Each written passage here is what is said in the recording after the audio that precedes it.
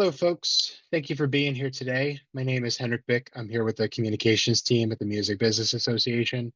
Thanks for taking time out of your schedule to be here for today's presentation for the Common Ground webinar series. Before we get started, I just have a couple of quick housekeeping notes for you. To best activate yourself during today's webinar, be sure to change your chat settings in the Zoom chat bar to everyone so that way you can network with your fellow attendees and today's presenters. If you have any questions for our presenters today, feel free to drop them in the dedicated Q&A box on your Zoom dashboard, and we will answer them at the end of today's webinar. Reminder that in case you missed a detail during this webinar, if you'd like to share it with a colleague who couldn't be here for the live session, a recording of it will be available on MusicBiz's website, musicbiz.org. We will drop a direct link to the recording webinar recording reservoir later in today's session, so you have easier access to it. Before we talk about today's event, I just have a couple of notes on upcoming events from MusicBiz. One as soon as next week, Tuesday, November 12th, will be the next edition in our free Let's Talk Physical series. This hour-long seminar will cover how indie record stores can make sure that their sales are tallied and accurately reported, given the new Luminate and Street Pulse data analysis that was enacted earlier this year. We'll also talk in a panel about where indies retail's role in the artist release ecosystem is and how they can best support artists who are rolling out new projects. Hard to believe, but we are coming up on May already, and we're talking about MusicBiz 2025, our first annual conference taking place at the Renaissance Waverly in Atlanta. We'll be in Atlanta for the first time, May 12th to the 15th. If you'd like to help inform what the educational program at MusicBiz 2025 looks like, our call for presentations is open for one more month. Visit musicbiz2025.com to access all of our call for presentation criteria and submission forms that will allow you to submit your best well thought out panel submissions for what should take place during the 4-day educational program at MusicBiz. So that again is musicbiz2025.com. You can find information about the call for presentations and how to submit, as well as links to secure your badge, links to secure online on-site lodging at the Renaissance, and everything else you need to make your trip to Atlanta shipshape. And then outside of that, earlier in 2025, our first event for the year will take place January 7th. That is the second annual Trust and Safety in Music Symposium. It'll be in New York at NYU's Kimmel Center. There's a full schedule, including confirmed speakers and information on roundtable sessions that'll take place during the session on our website now, musicbiz.org. And I do apologize, it is actually January 9th that event will be taking place. So January 9th, 2025, New York City, our second annual Trust and Safety in Music Symposium. But enough about future events. You're here for today's event. We're really excited to talk about what it means to be an artist-first and artist-focused label, and how we can support our artists in not only their professional careers, but also their personal lives as well. Please welcome Brandon Holman from the Guin Records team. Brandon, take it away. Hello, everybody. Really happy and excited to be here. My name is Brandon Holman. I'm the VP of Marketing, Artist Marketing and Wellness at Guin Records. We are a member of MusicBiz. We've been a member for, I think, the last 2 or 3 years. I also have the pleasure of serving on the MusicBiz board. So looking forward to seeing some of you in Atlanta this year. I'm really excited. Gwyn was founded about 6 years ago, and we really wanted to launch an independent record label that was designed to empower and support emerging artists. Our founders were really inspired to invest in the future storytellers of tomorrow. And with that, we built the ethos of a company that was, truly meant to be artist friendly, not only in our deal terms and structures, but really how we carry ourselves as a business and how we treat our employees and partners. So to help bring that to life, I have the pleasure of being joined by Amit Dodani, who is the co-founder of KOGO, an artist management company turned creative incubator focused on Black and Brown stories across music, film, and design. We work with KOGO on two artist projects, both Curtis Waters and Asha Imuno. So Amith, really happy to have you here. Thank you. Thank you for the intro. I appreciate it, Brendan. Happy to be here. And thank you, Henrik and Music Business Association for having us. Amazing.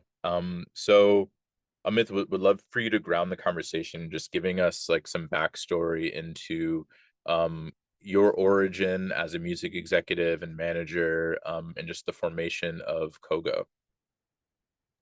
Absolutely. I'll try to keep it as brief as possible. It's definitely an interesting story. I grew up in the San Fernando Valley to South Asian parents. My dad and my mom are both Indian. My dad grew up in Lucknow and was raised in Pune. Um, Grew up in the San Fernando Valley in LA, so I was around a lot of music, but I was never interested in music at all. I was fascinated with education, actually. I was really fascinated with building curriculum for young people. I started my first company when I was 13, and it was focused on delivering curriculum to middle and high school students around empathy, teamwork, innovation, pre sort of a lot of the sort of DEI work that's been happening over the last 8 years. So storytelling has sort of always been at the forefront of like what I'm excited about. I think that I started realizing around 2017, we were on sort of like a countrywide curriculum tour with middle schools, high schools, private, public charter across the US. And as much as I could deliver a great workshop or as much as I could empower people through the curriculum we were creating, the things that stuck the most with the young people, for example, when I was in Fresno in 2017 and there were a bunch of, black and brown kids, was when I played music during the breaks. There wasn't anything more uniting than when Brockhampton was playing in 2017 for all these kids, and they were singing so super loud in a way that I could feel the energy. And I remember being fascinated by that, and I started realizing that music was the most transcendent form of storytelling. And it arguably, all the things that we were focused on doing with the education company was focused on sort of reimagining culture. And I realized that musicians were going to be at the forefront of this dialogue, specifically because they were also young people. And the whole ethos for us then was when young people talk to young people, they listen. And I think that still applies. My journey into music itself started with my younger brother. I dropped out of college when I was a junior at Carolina in Chapel Hill to manage Code, who is also my younger brother. He's a rapper and producer from the San Fernando Valley as well.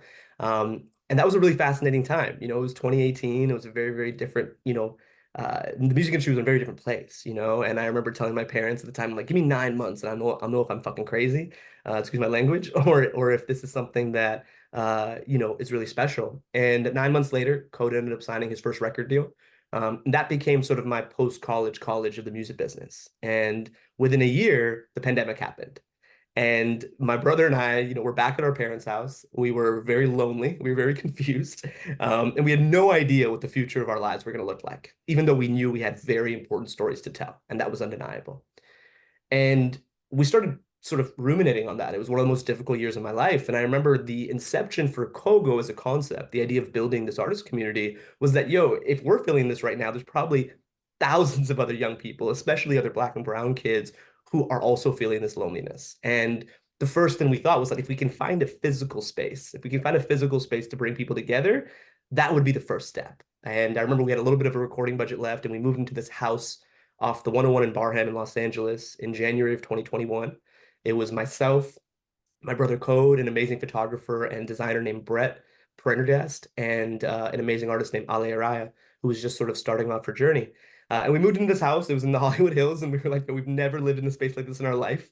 And the first thing we said is like, we need to let people in. We need to bring people in. And I remember like calling up my few homies. I had no relationships in music, no parents in music. It was just like a couple friends who were actually younger than me. And I was like, we have this house. If you want to record, like bring your stuff, let's go. And I remember, I think it was a week later is when I met Asha.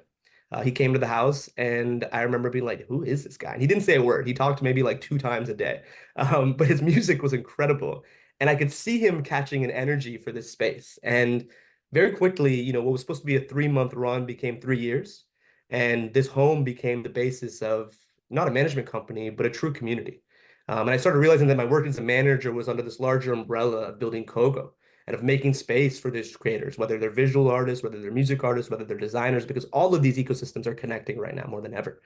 And so the last 3 years has been figuring out who we are and what we want to be known for, but we've always had the same values. We want to represent marginalized voices. We want to work with the best who happen to be marginalized.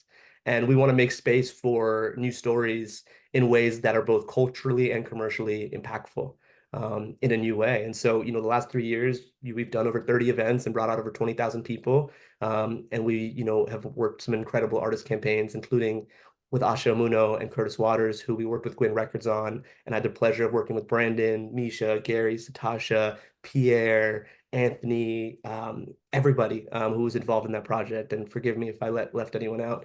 But it's been an incredible journey. So that's my quick version of it. Wow. I love that we're having this conversation because I'm getting bits and pieces more to the story that I didn't know. So thank you.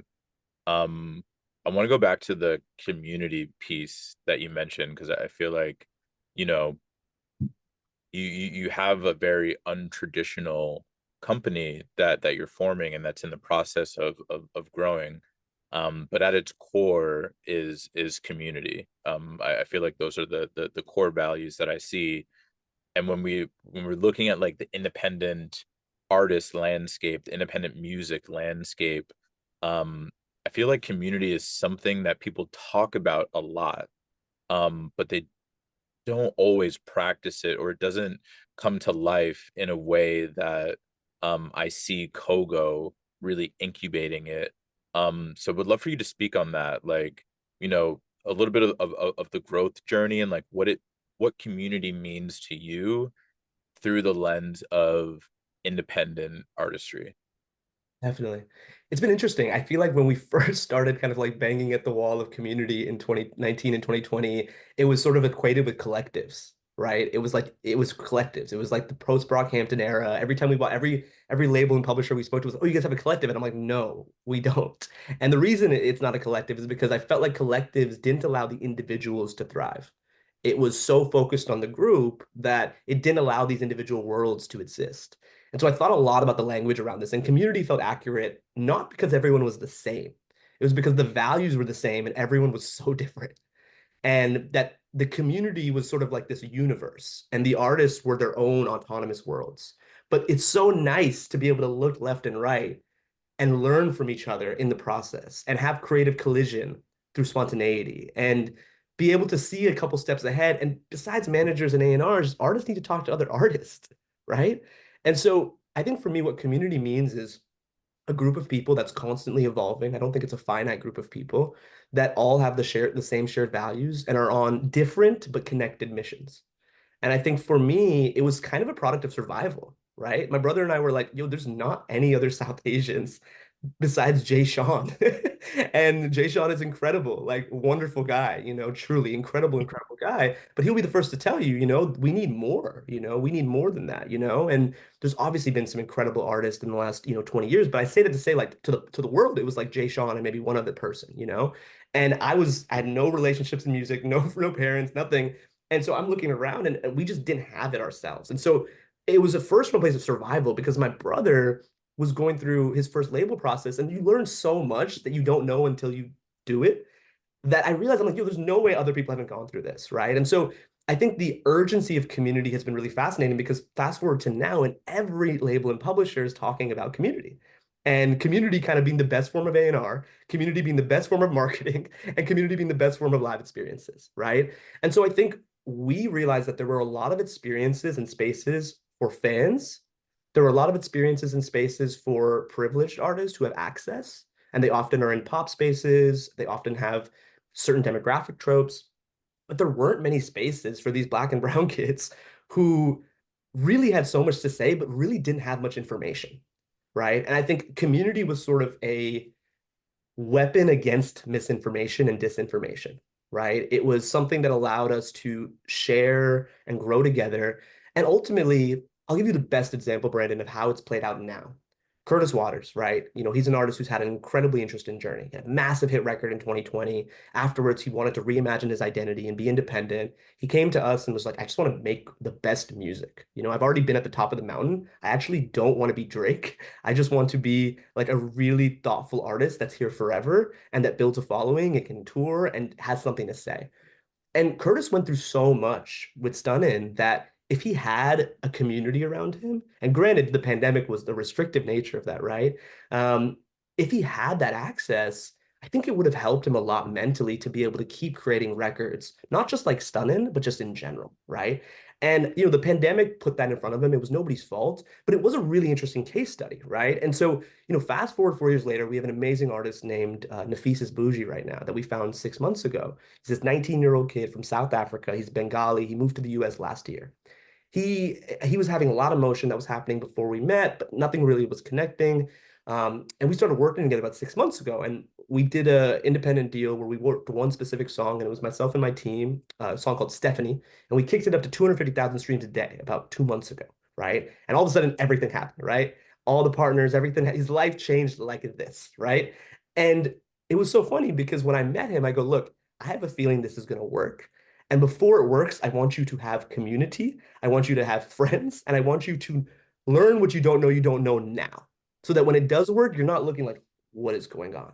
And that's exactly what happened. I introduced him to Curtis, and Curtis got so inspired that he called me. He's like, man, I want to mentor Nafis because it's making me inspired to make music again.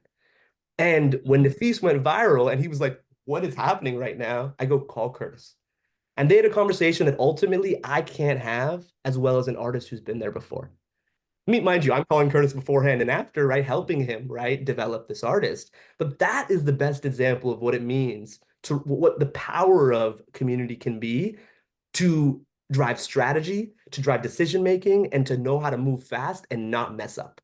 Because ultimately, artists are faced, especially when they have the ability to win, with an urgency to make decisions with speed, right? And it's really hard to do that when it's your first time, So community allows artists who have mental health issues, who have physical health issues, who just have complicated A&R processes and take long to make music. The community can grow and build leverage for the artist while the artist is healing, right? And there's accountability that needs to exist there, right? You can't just disappear.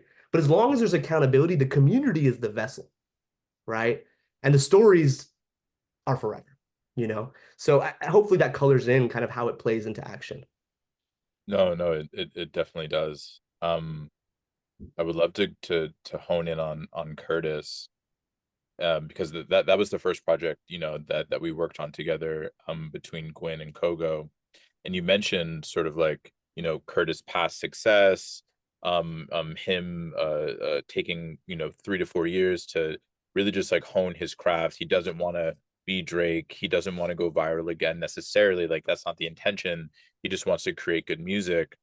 So as you have that body of work, and as you're evaluating label partners, to help, put this out into the world, and you're doing that through the lens of like community and care, and support, and just like nurturing your artist's like best, sort of like artistic intent and vision, but also then like, the business side of things as well. I know you're in a very interesting place, on prioritizing both care and profits. Yeah, So I'm wondering, and I don't know if we've even like had like this transparent of a conversation, but like what was it in Gwyn, that made you feel good about bringing this particular project, this particular artist at that time to our label? absolutely. I don't think that as a manager, I don't think I think that Gwyn was such a blessing for Curtis in a way that I do not know we could find elsewhere. And I say that for a couple of reasons. I think one, I'm thinking about this a lot actually. I think one, shout out to Gary. Gary's, the first touch point here was Gary reaching out. I think that it's a combination of things. I think that when you're picking partners for artists, I focus on a couple things. The first is who can I solve problems with? Who can I look in the eyes and solve problems with? Because these are real human beings and they will do things that make no sense. And sometimes they will do things that make a lot of sense. I have to go and figure out how to stitch that together and also be respectful to the goals of the label partner and the goals of my client. And both are important. And I think I felt this immense energy from Misha, from you, from Gary, And I think me and Satasha really started working more so afterwards, before we signed or after we signed. But beforehand, it was really like, I think, Misha, yourself, and Gary, I just felt this energy of we can solve problems together and they're going to be loyal to the mission of what we're building and also press us when we need to be pressed and held accountable because both are important. And secondly, I felt like the mission of Guin, with the diversity of the staff, with the overall ethos that Misha was bringing to the table, with sort of this untraditional approach, given Misha comes from a different world, I actually loved that. I thought it was really amazing how Misha sort of empowered her team to cook, you know what I mean? And was able to also say, hey, like these developing artists also deserve capital, which ultimately is a huge piece of this puzzle, right? Now we're, 2.5 years later, even Brandon, it's different than it was then. Like now development is sexy again, Everyone wants to find something early. Everyone wants to put money into tour support and development and slow game and whatever, right? But 2 years ago, especially, it was a bet. And Gwyn was like genuinely not the only company who put an offer down, but genuinely the only company that I was able to look at the time and be like, wow, this is a really, really compelling partner who is both able to provide the resources to grow this, but also understands the nuance of what it's going to take to work with an artist like this and like really be in the weeds in a way that as a manager is very rare. It really is. And I think there's a lot of incredible labels out there. There's a lot of incredible publishers out there. And part of it is a timing thing, right? It's a timing thing, right? I think Gwyn was also at a really unique time where it was sort of not the beginning by any means, but it was a new era almost, And I think that we also really wanted to find a company that we could build alongside because we really did feel like we had a very unique understanding of what this artist was, and who he was going to be. And so I think it's those two things, right? It's like knowing that there was going to be a commitment to solving problems together and uh, really granularly going in. And then secondly, like sort of the overall there was respect not on a like just a theoretical level, like the deal and the actual resources invested reflected that respect. Like I really respected how much every piece of it was like, no, we're here to develop and we're here to be artist friendly. You know what I mean? And it's not we're gonna trade an artist friendly deal for development, which happens all the time. Right. It was like, no, we're actually going to bring growth to the table and we're also going to be great business people. You know what I mean? Which I think, everybody on the Gwyn side is. And Misha, I think, has done a great job of that as well, and like setting those boundaries. So I think that I could go on and on about like my relationship with Satasha, who's the project manager. She's like a superstar and super incredible. But I think before we signed, that was definitely, I think, the reason. Yeah, thank you. Um, yeah, for more context, for everybody joining, some of the other team members that Amit mentioned, Gary, who's like our head of A&R and label relations, Misha, our co-founder and CEO, and then you have Satasha, who is like a superstar of a project manager. Um, we have Jane as a project manager as well, and Hannah, I think like her first week was the Brain Dead premiere. So she came in like hot, on our album release campaign. And but through all of that, I think one of the things that I really pride myself on and just like Gwen as a team, I see ourselves too, like as a community, as a label of individual people, who are like very different and unique, who like come together to like support this like shared mission and value of being an artist friendly, label. And like I said at the start, like it's harder to like put that ethos like into practice. You hear it a lot. And this is the first time in my career being at an independent label where I'm like, oh wow, like we're really doing it and it's really hard work. But I think like you said, like we're in the weeds as partners, and I would love to sort of like give the room more color into like how our two organizations like really come together. um you know uh, uh Most of us here, we're obviously like in the record business, probably different sides of the business, but for any people at labels, um you have your weekly meetings, you have your weeklies or bi-weeklies, you have your check-ins, and I think things can feel very like checklist, you know, at a lot of the times. And at past labels that I've been at, sometimes you just get in the weeds, especially at, I think, bigger distribution companies where you'd have so many releases that you're cranking through. You're just, do I have the assets? What's the release date? Here's the ISRCs, go. And so I would love to just illuminate sort of like our working styles. Maybe you can start with like, you know, how you and Satasha have gotten into the weeds from like a PM standpoint, and you're the quarterback of a manager, you know, bringing a project through. You know, how do your working styles lend to uh us both being like artist friendly companies? Yeah, that's a great question. It's a really good question. I think that over the last 2 years, the relationship with Guin has also allowed us as KOGO to really understand our strengths and identify our weaknesses.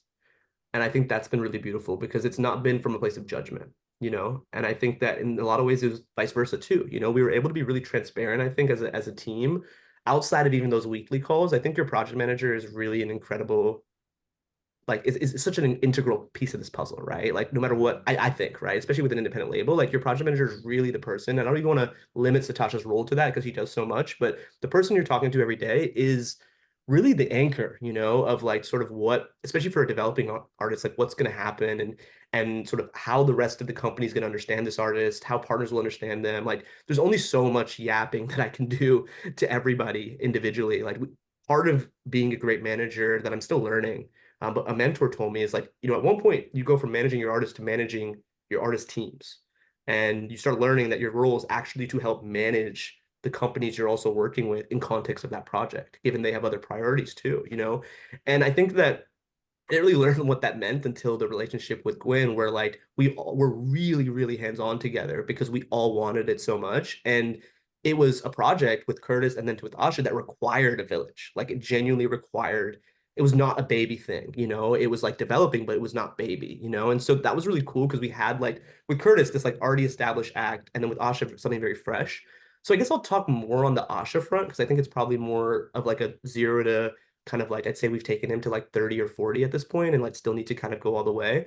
Um, you know, I think it was first the first part of a relationship is like getting through the friction of how you communicate with each other. You know, I think that was like the first part was like you have two different worlds no matter what the partnership is and they communicate differently, you know, especially on certain topics. And you know, I think with Asha it was really fascinating because with Curtis, we understood the culture around Curtis, him being South Asian, all of that a lot better than I think most people did at them in the moment.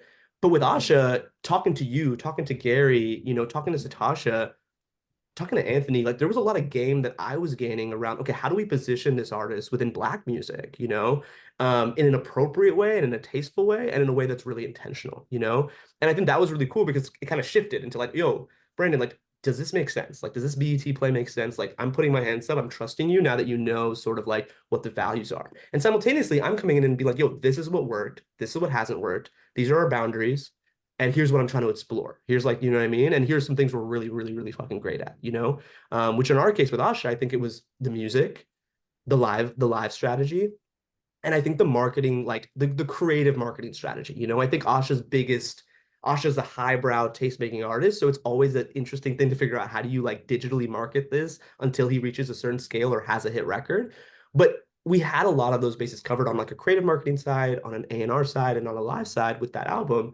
And so I think it was first identifying those two things, right? It's like, what are the respective strengths and weaknesses? Even on Gwyn's side, like there was obviously so much more muscle when it came to DSP. There was obviously so much more muscle when it came to, you know, even Brandon, your understanding of sort of like overall marketing and how we leverage these partner relationships, you know, very delicately, right? And again, that's stuff that, you know, I think a lot of I did this a lot when as a first time manager with my first two label partners was like I just instead of saying I don't know, I just like acted like I knew and didn't get the job done, right? And I think that happens a lot even on the label side, right? Like if they don't know something, there's this fear of like acknowledging that there's a lack of resources. And I think that's a really bad thing because it just creates this like lack of accountability complex and this like posturing and like I've woken Yeah. up every day for 5 fucking years at 6 a.m. to fight for artists, not to politic. You know, like I'm not good at politicking.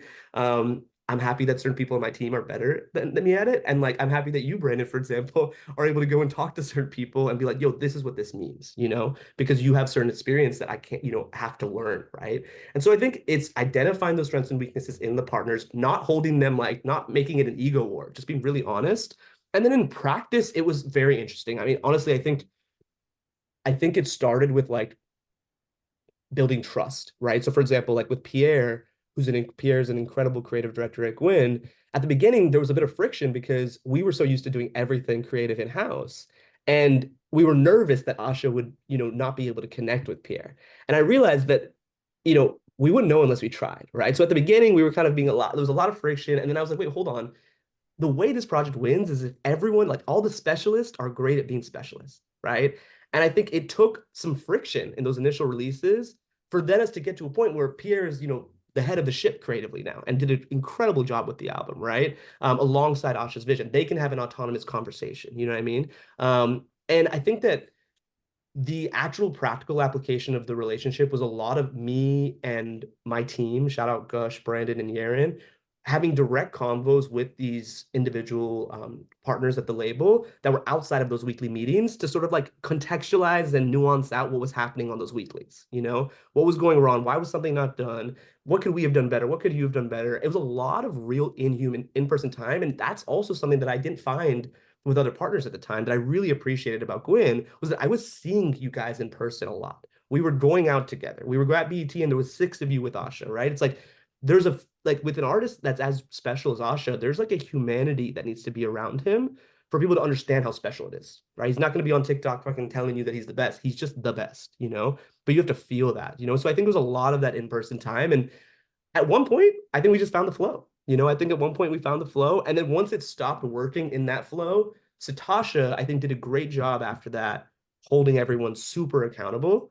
And instead of taking it personally, I was just like, hell yeah, push me and, push us. And, one thing that we were really, really bad at during the Curtis rollout was, and part of this is because of his goals, was like delivering things on time. And that's the thing with all of our artists because they're all these specific kinds of artists. But Curtis was like, abysmal. Like I was just like, this is embarrassing on my end. It was just like literally, and even that, right? It was just like, okay, cool, let's really dig in. This is still gonna happen, but what comms need to happen so that you don't feel like I'm letting you down and that you don't, or that I don't feel like you're letting me down as a partner. And that, by the way, creates an artist-friendly environment. Forget the deal structure. You got to create, or forget the approach, right? You got to create an artist-friendly environment for a creator to feel good to make hit records, right? Like it's not going to be go put you in a studio session, right? Like one of my artists, Ale, she said the other day, she was like, "You want me to make a hit record? Fucking inspire me." And I think that's a bar, right? And so I think that's my thoughts on that. No, I love that. Yeah, I think one of the things I've really appreciated about the Guin KOGO relationship is how we've both been growing simultaneously and like together through this lens of like trust that was built, like you mentioned, um, transparency, and because of that trust, we're both able to have challenging conversations. Like we're able to be like, yo, this Curtis stuff is late. Like, and now like we're looking crazy with partners. Like we're fucking up opportunities that we got for you.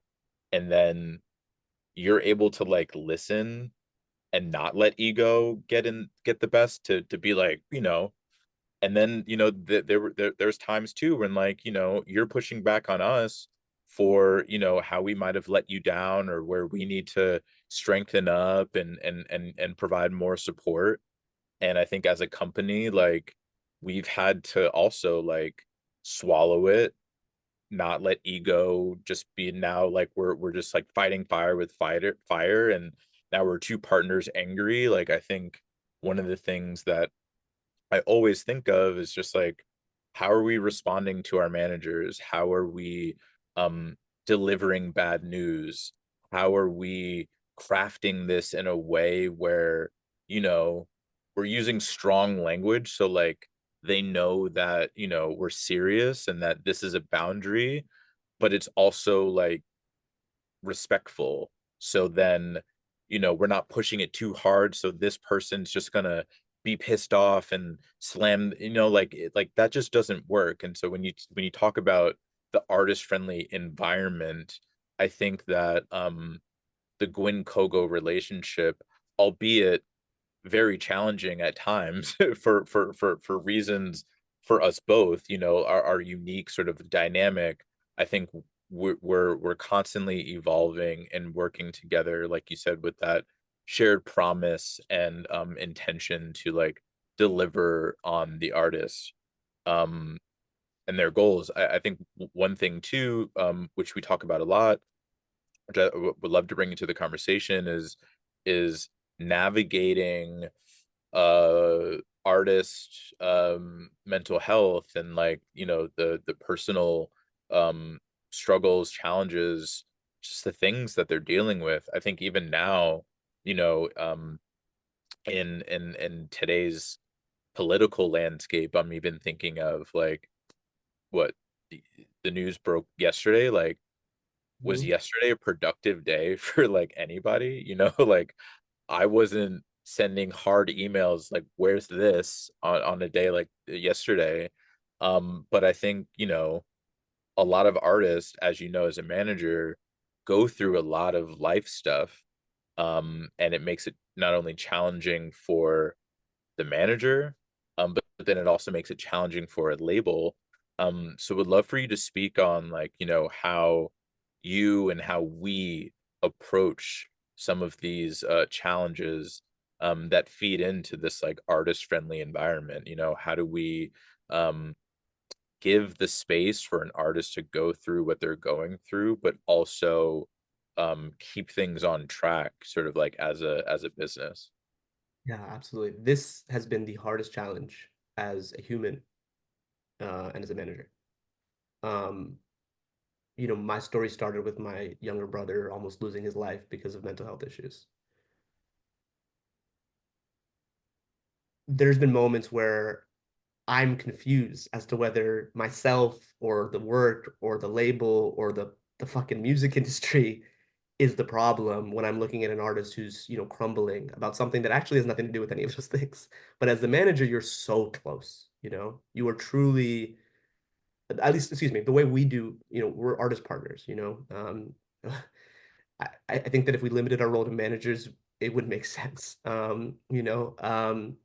And that's okay, by the way. I think there's great managers who just manage. I think we've really decided to be artist partners, which is why we haven't scaled our management company beyond our core clients. And I think the reason is because I've realized that for artists who are really special, the reason we love them is because they feel everything on behalf of the world, right? So Mm, it's not fair to ignore that when it's the reason they're making great art. And, I think it's different based on the artist. But the artists who do struggle with mental, health, for example, Curtis Waters, who's very candid about it. Um, the first thing I'll say is what I learned the hard way is I thought that protecting them from the truth would be nurturing them and from the stakes, excuse me, when it came to what these consequences would be, right? If an artist has an album that's coming out next week and they are like, I'm anxious, I want to move it, I want to, right? I used to be very afraid, right? Especially a lot of managers, right? It's all trust, right? You can be fired. Someone's always told me this, like, the only thing you're guaranteed as a manager is to get fired. That's just the only thing you're guaranteed, right? And so a lot of managers are scared, to be honest, because like it is such a volatile thing. And I think 2 years ago, Curtis was actually the reason, honestly. I realized that I wanted everything to feel good more than I wanted it to work because feeling good is the only way it works, right? There's like a direct sort of correlation there in practice of how hard it is to be a recording artist once you start popping, and have to do shit. So if they don't feel good, it won't work. And I think I realized I was fumbling that a little bit for a bit. When the Curtis stuff happened, and he ghosted, right around when we were rolling out the project. Before that, not around the project, but like when we were first doing our first singles, it was like Riot and stuff like that. There was months where he just had ghosted me and I was working my ass off on behalf of him and I was so confused.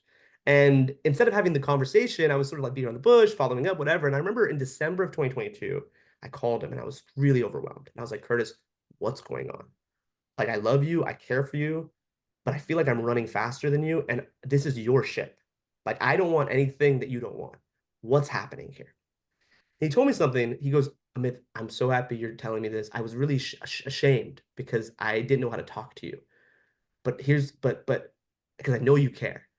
But here's what's been going on. And he proceeded to tell me what he was going through, that he realized he didn't want to be Drake, that he realized he actually mentally health wise couldn't be that person, that he actually wanted to be this, and that he actually was going through all these issues at that moment. And he was afraid to tell me as a manager, not because he was afraid of me, but because he knew I cared and that I was working so hard. And that happens a lot. Artists tend to be even more self-ashamed than they are, like criticizing others. Like I think people think artists are like all narcissists, and obviously there's some tendencies that are sometimes interesting, but oftentimes they're really putting the pressure on themselves. Like if you're an A&R and you say something wrong, they're not mad at you, they're mad at themselves, which is why they're upset.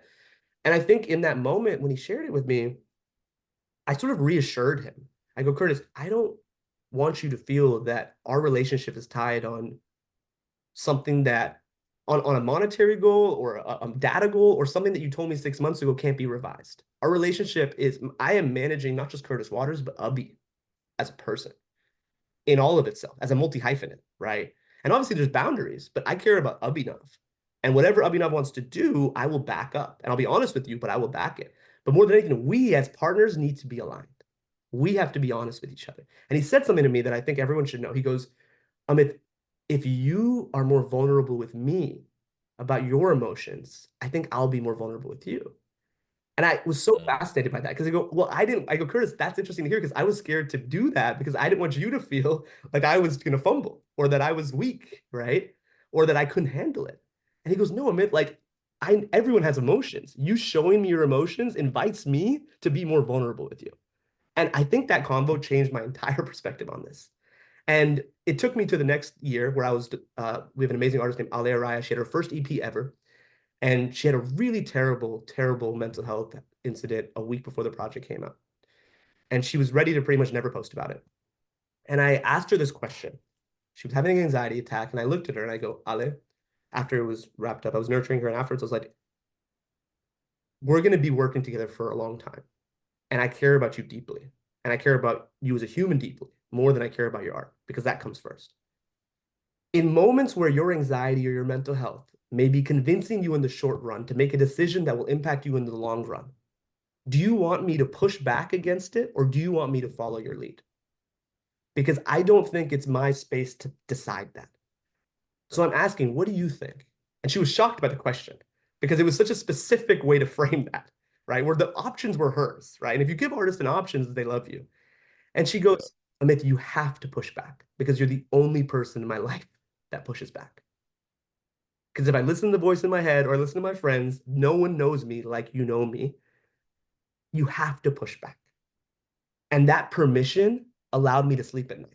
It's not that I push back every time, because sometimes you have to acknowledge when an artist is hurting.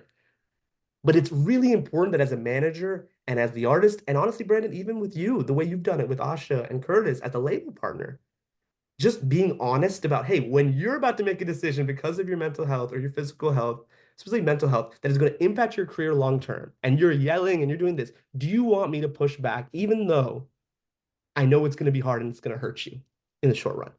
If I think it's going to help you in the long run, do you want me to push back? And I think when she gave me permission, it changed our relationship because all of a sudden the accountability was so honest and she knew I was there for her, but she also knew that, hey, we're building something together and I'm also only eating if you're eating, you know? And so I think it's a combination of conversation, deep vulnerability, and ultimately, as a manager, having the guts to be able to go to the label partner and push back, even when it doesn't make sense sometimes. And just be like, hey, I know this is going to hurt us, but if this artist does this, it'll hurt them for a long time. And I know this sounds crazy, but there's no negotiation here. And I never do that ideally, but if the stakes are that high for an artist and their health, I have to go have that conversation. But hopefully there's someone like you that already knows the journey from the jump, so it's not catching you off guard. And inviting my label partners into that journey with me when they're ready for it or with key people has been part of, especially if they're focused on development, my process is inviting them into that visibility now. Does that kind of make sense? Yeah, no, definitely definitely does. As you know, as a company, we really value and want to protect and nurture, the mental health of our artists and partners. And I think it's that vulnerability that you mentioned, the permission to share. I think as we've built the trust, you and I and you with the team, you know, we're we're all checking in with each other before we get to the real business. So like that wheel that keeps on spinning and gets deeper and deeper, like I know when you have a real problem now and we're like, hey, like we gotta push it back. I also know when I can push back a little bit on you to be like, all right, like you know what the ramifications are, right? Like we're all agreeing to this. Because sometimes, different projects, like you agree on one thing, but maybe like you're not explicitly clear on like what the ramifications are. And Mm. then you get blamed for it later, like, wait, like this is now blowing up and it's the label's fault. And it's like, what, no, no, no. Like we all agreed to this, right? Like we're all looking at the same chess moves that happened. It's like there's no real finger to point. It's like this is what we all agreed to and this is the result. So yeah, I think, the spirit of vulnerability and transparency that we've built between our respective organizations and even like respective team members, on your team as well. I think it's something that I would love to see sort of like spread, throughout the music industry. I think it would change the way that we work together internally, with our respective companies, how we treat our partners, and then it's like it goes deeper to then like how we treat our community, our friends, our relationships, and then it goes back to self. It's like how are you showing up to yourself? How are you talking to yourself? How are you holding yourself accountable? While also then like having your community hold you accountable. It's this dance that I think can like truly change the world, albeit on a micro scale. You do that enough times, then things, there's a tipping point. Um, I see we only have about 10 minutes left, and I want to ask you one more question. Um, just like we talked about some of the challenges that we face, and I would love to talk about some of the amazing wins that we've been able to accomplish as respective teams, specifically with the Asha campaign. I think we've done some amazing work over the last like 2 years, it feels like, and it's really the rocket ship is like just starting to take off. And so yeah, like walk me through some of your most fond win moments, that we've accomplished over this like last year rolling out Asha's debut Pins and Needles. First of all, I'm the fact that whoever's on the fact that me and Brandon can have this convo and we still work together, like label, like we can just like break every wall, like very rare, and I'm very grateful. So it's very, very refreshing conversation. Um, my favorite win, like there's many times, excuse me, there's many times where I was just like feeling insane for being like, yo, I've got this 16 song project. Asha's the next fucking Kendrick and Erykah Badu. We're gonna take this long game. We have no data, but keep dropping. Like I thought I was crazy. But I knew he was special. My favorite moment was Colors. We were all together in South by. You were on the panel. Misha was there. We all find out that he's going to do Colors. Album had just dropped. There was so much anxiety and excitement in the air too because there was so much going on. He was, I think, finishing tour or about to go on tour. But that felt like a big stamp of validation for our approach, where it's like, hey, this artist doesn't have the data. He just dropped a really special album and a really incredible platform sees what we see very early, and it's like, yo, you deserve space. And I think it empowered everyone to know this is going to keep happening. All we got to do is get a record, and not stop, right? Like I don't think someone said this to me, like I've never met anyone in the music business who just never quit and lost. Like the only thing is just don't quit, like just don't give up. And I think especially for artists, right? Just keep going. And so I think the colors moment was just validating for the ethos of everything we talked about, right? Like even you guys gave Asha a lot of grace. We also pushed back on a lot of things. There's so much that happened to that buildup that that was such a validating win. I think the MasterCard Wants to Watch partnership was also an incredibly validating win. You know, Asha became the face of the MasterCard Accelerator program in partnership with Wants to Watch. Um, and, you know, we were all able to kind of co-create around that moment. You know, Guin was able to provide capital and strategy around how to amplify our events in Austin and Los Angeles. You know, I was able to work with our agent partners to make sure that Asha was taken care of on the performance side. And I think, you know, all of these things happened, funny enough, around when the body of work came out. And we didn't expect them, but we did the work and we prepared to get lucky. That was the best Yeah. part. We really prepared to get lucky. And I remember MasterCard called us and was like, or the brand partnership, Mara called us and was just like, yo, they did it because of Waiting Room, which was this experiential property we had built 3 years before for Asha, which was like a community home for events. And she goes, Waiting Room is what closed it because they were so interested in what you were building on the community side. And so it was just on so many levels so validating that we were able to get a massive capital injection and a really amazing you know, partner in MasterCard and Wants to Watch to platform this really, really developing artist right after his project. Definitely a huge win. I think getting the Tia Corinne feature cleared for the Curtis Waters album was a product of great teamwork. I mean, that happened like the day before. Shout out all the people involved with that, you know, and that was a win because that record I'm so proud of. Till this day, I think that project is really, really incredible. I think that when Curtis does come back to the world next year, I think he's going to continue sharing it and it'll keep growing.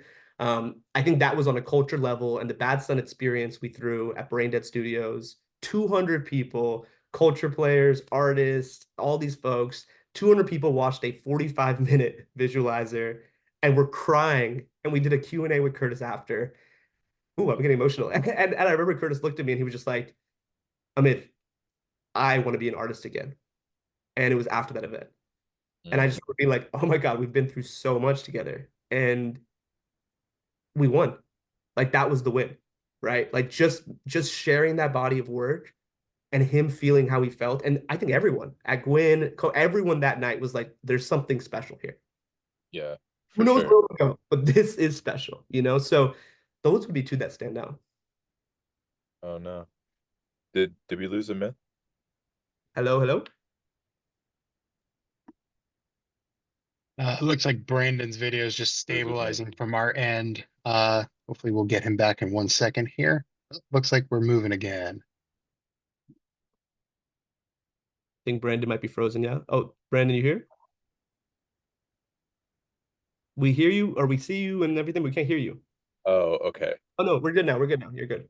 All Okay, set. Perfect. my bad.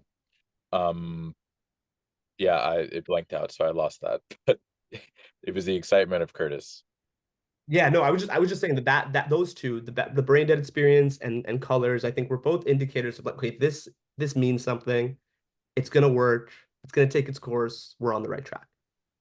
Yeah, I think to close it, both the brain dead, but even because like the Tia clearing was happening at brain dead, um, um, that was a moment where I was like, whoa, like this is teamwork, you know, like this is problem solving at the highest level at the 11th hour when like it's this or nothing, and this is why you have a label partner and people that have relationships with other managers and able to put in that call to be like, hey, like we got to push this through, this needs to happen. Mhm. With colors, I mean, yes, the validation was amazing, like insane.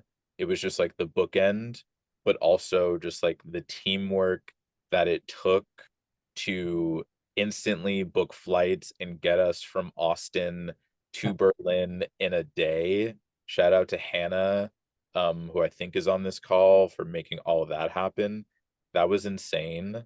Um, and honestly, you know, a myth, for me in my career, that was one of the most special moments. Like I've never experienced anything like that. Just the momentum of it. Like for context too, for the room, like we were planning this potential colors thing. Like it was in the ether we were pitching them, we were trying to lock in dates, and they were like, it's on hold. We're gonna confirm it later. We were like, we need to know, like, we're going to South by. We need to know if we're going to Berlin. We're gonna skip South by to do this. And they ultimately passed. But then we were at South by, and I guess they had a cancellation, and they gave us the offer, and we just quickly jumped. And it was just we left Austin, we went back to LA. You guys packed your bags, you rehearsed, got styled. Then we went to Berlin and filmed, and it was just such a whirlwind. It's like the definition of like music industry, just like we're doing it. It felt like a Entourage episode. So it was also a very special moment for me in my career, but also one just to see Asha get that validation, to see you get that validation as a manager, that felt really special to witness. And then just again all the teamwork that it took in orchestration to get there. Same with MasterCard, of just like how management, touring agents, brand partnerships, and label and PR are all like working together seamlessly to pitch, create the deck, like negotiate, and like everything just comes together. It wasn't like an ego thing of like, this is my win, I pitched it, or it was like, no, like we're all in this together and we all locked it in. And that was really, really, really special. So um yeah, let's go into Q&A, but a myth, just like from me to you, thank you for being just an amazing friend, but also just partner on the label side. I know Gwyn wouldn't have been able to grow in the ways that we have, even with our partners too, with ADA, with the DSPs, by having two amazing bodies of work. We're able to continue to grow as a company. So yeah, just like thank you to you and the KOGO team, Yaron, Brandon number one, um, and Gush and everybody. So yeah, let's move into the Q&A. Thank you, bro. That means a lot. Likewise, you know that. So it looks like we have a couple questions. Our first question is, how can an artist partner up with Gwyn for publishing, distribution, playlisting, and sync? How can they work with us? Yes, how can they partner up? Partner. Um, yeah, I think our general email, it's on the website. And you can reach out. We um are starting to get into publishing, so open to having those conversations. We are signing single deals as well as distribution deals, and we have our sort of like full album, with options and sort of like the whole kit and caboodle. We do all of our We have internal sort of like commerce partnerships. We do sync as well. So we're really like a one-stop shop. And if you reach out, it'll be me, Gary, who we mentioned, our head of A&R, and Misha, our CEO. Really the whole team, will sort of like evaluate it and look forward to potentially working together. All right. Our next question is, what advice would you give to an up and coming manager getting their first gig with an artist? That's you, Amit. My bad. Getting their first gig. Could you repeat the question real quick? What advice would you give to an up and coming manager getting their first gig with an artist? Oh, okay, got it. Ask a lot of questions, reach out to people and ask for help who have already done it because everyone loves helping people. I'm very bad at that, but I realize you can just ask people and just be like, yo, we have one thing in common. I'm like 5 years younger than you. Can I just learn? And don't get me wrong, some people would just be like, no. But more people than you would expect will just be like, yeah, because everyone loves to yap, me included. Same with Brandon. It's just like everyone likes to just like give game, especially to good people. So just like ask a lot of questions, ask a lot of questions. Not necessarily to your artist, but to your other people. And actually, ironically, also really get to know your client. No matter how good you get at digital marketing or DSPs or strategy or commerce or live, the artist will be there long term because of your humanity. It's the bottom line, you know? Like I thought there was a moment where my company was scaling and I stopped being able to like be a human for a couple months. And but the business was growing. It was crazy. Like they were making a bunch of money, all the clients were scaling, they were signing deals. And then I started feeling this ethos shift. And like I started getting it, there's friction between clients. And I was like, what's going on? Everyone's making money, like everything's growing. And one of my mentors was like, Amit, once you get at a certain place, like the reason you're here is because of your humanity. And the reason they're staying is because of your humanity. The best business people in the world know that, you know. At one point, it's just, does it feel right, you know? And so I think even as you're scaling and growing, don't ever forget that the relationship you have to your client needs to be super genuine and honest and transparent. And you have to reassure them every day. Artists are the least trustworthy people of all time because that's why they make art. And so you have to, if you rest on your laurels, if you think because you've done one thing or two things or 25 things for an artist that you have earned their trust, do it 1,000 times and then you're good. Genuinely. Like earn trust 1,000 times, and then me and Asha are like, yeah, we got it. Like you know what I mean? It's like we're good now. Like I know I can call Asha now and be like, yo, what's going on? You've responded to me in 3 weeks, you know? And I can also get him on the phone in one day. But that took 10,000 hours of building trust, you know? So don't skip that part just because you're trying to get a quick check, you know? It's not the vibe. There's other places to get. Also, don't manage people if you're trying to make money quickly. It's a bad idea. Like management is the like most delusional thing you could possibly do. So make sure you actually love it and care about it. Otherwise, just don't do it. It's not a vibe. Not a vibe. All But I right. love Well, to be clear. we're still waiting for some questions come in. If you have any questions, drop them down into the Q&A.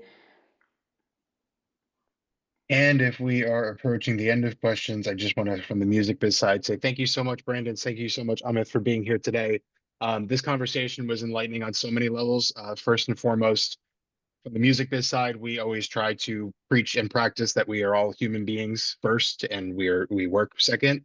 So the culture that you all have worked on with your artists and through the projects really amplifies that, and we are super excited to have you here to talk about that and hopefully inspire folks to operate in a similar way. We're super grateful to have you here, and thank you to everyone who attended today, who sent your questions in, all those folks who participated and made today's webinar something really special. We're very grateful to be able to host a conversation like this and to have folks be engaged on it. So thank you everyone for participating, whether you were attending or speaking.